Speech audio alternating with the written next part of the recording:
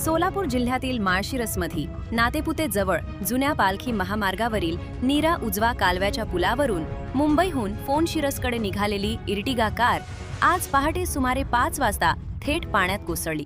या भीषण अपघातात गाडीतील 3 जण अडकून मृत्युमुखी पडले तर चालक बचावलाय। या अपघातात चालक सुनील मोहन टिळेकर हे अपघातातून बचावले असून मृतांमध्ये प्रीती सुनील टिळेकर गाडी चालकाची पत्नी, हनुमंत जठार सासरे, मंजू हनुमंत जठार सासू यांचा समावेश आहे। तिघे मूळचे सातारा जिल्ह्यातील फलटण तालुक्यातील दूधबावी येथील रहिवासी असून नोकरीनिमित्त मुंबईत स्थायिक झाले होते।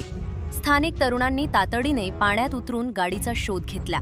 विशाल वायकर व त्यांच्या सहकाऱ्यांसह पाटबंधारे खात्याचे शाखा अधिकारी घटनास्थळी पहाटेपासून हजर आहेत। पोकलेन आणि इतर साधनांच्या मदतीने गाडी कुठे अडकलीये याचा शोध घेण्यात येत आहे।